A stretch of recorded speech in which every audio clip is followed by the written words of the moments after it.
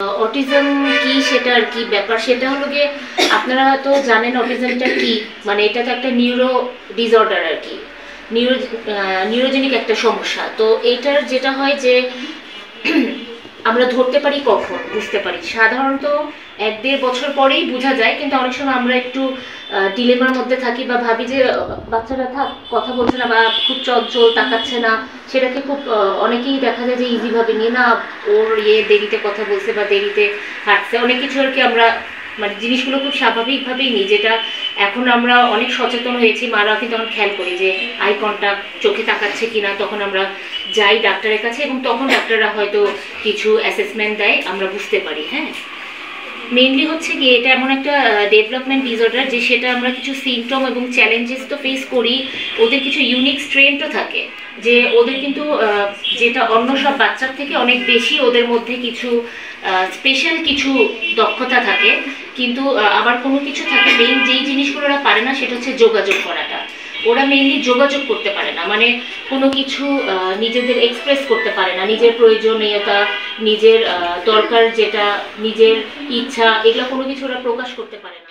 সাধারণত এই বাচ্চাগুলোকে 4 ধরনের ডায়েট দেওয়া হয়। এটা হচ্ছে gluten free, casein free diet.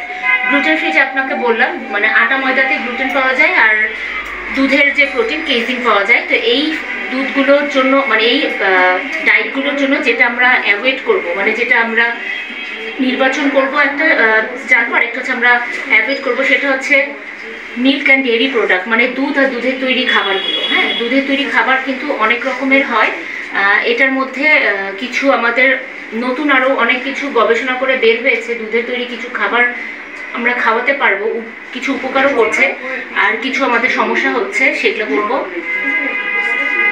এছাড়া আছে রুটি, pastry, most serial not gluten free. আচ্ছা, আমাদের গ্লুটেন ফ্রি আবার অনেক সময় গ্লুটেন ফ্রি পাওয়া যায় আটা ময়দা, এই জন্য আর কি লেখা আছে যে রুটি এরকম পাওয়া যায়, গ্লুটেন ফ্রি পাওয়া যায়, বিস্কিটও পাওয়া যায়, ওগুলাও নিতে পারবো। এছাড়া আমরা এগুলোর পরিবর্তে কি খেতে পারবো সেটাও আমরা বলবো।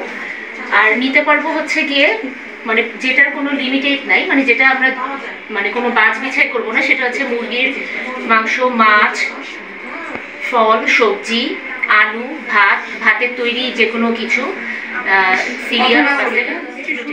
আচ্ছা, এরপরে যে ডায়েটটা নিয়ে বলতেছি এটা গাট অ্যান্ড ফিজিওলজি সিনড্রোম। এটা হচ্ছে কি আমাদের গাট হেলথটাকে নিয়ে কথাবার্তা, যে দেখবেন এই বাচ্চাগুলোতে লিকি গাট অনেক সময় তৈরি হয়। এই লিকি গাটটার জন্য ওদের প্রায় দেখা যায় কারো কারো কনস্টিপেশন হয়, কারো ডায়রিয়া থাকে, প্রায় লেগে থাকে ডায়রিয়া, এবং অ্যাসিডিটি গ্যাস ফর্ম করে, কারো মাথা ব্যথা থাকে। ওরা যদিও বোঝাতে পারে না, কিন্তু এই প্রবলেমগুলোর জন্যই কিন্তু ওরা ইরিটেশন ফিল করে এবং খুব অস্থির হয়ে থাকে।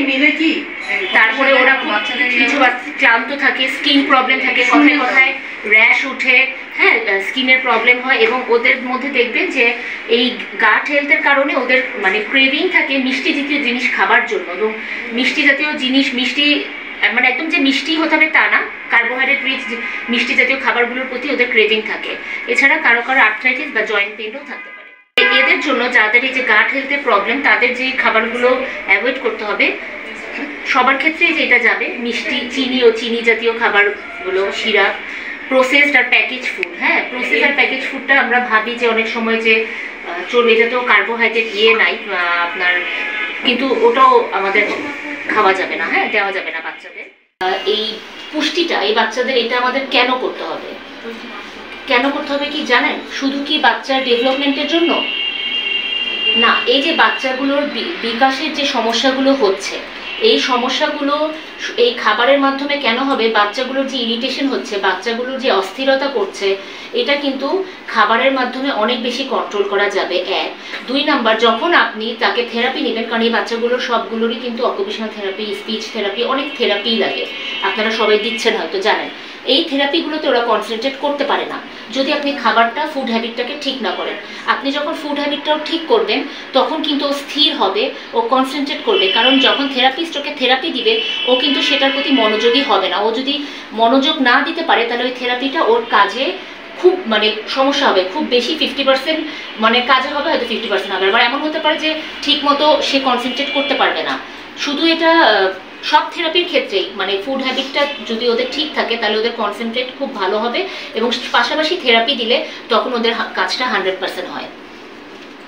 এই যে দেখেন education therapy, behaviour therapy, speech therapy, occupation therapy, মানে এটা একটা টিম ওয়ার্ক। হ্যাঁ, এই বাচ্চাদেরকে এটা একটা টিম ওয়ার্ক, মানে শুধু যে আমরা খাওয়া করব তা না, এখানে নিউরোলজিস্টও কাজ করেন, একজন কাজ করে, অকুপেশনাল থেরাপিস্ট কাজ করেন, স্পিচ থেরাপি কাজ করেন, এডুকেশনাল থেরাপি কাজ করেন, আমরা কাজ করি, মানে সবাই মিলে এটা একটা টিম ওয়ার্ক যে এই বাচ্চাগুলোকে আমাদের ডেভেলপমেন্ট করা প্রপারভাবে।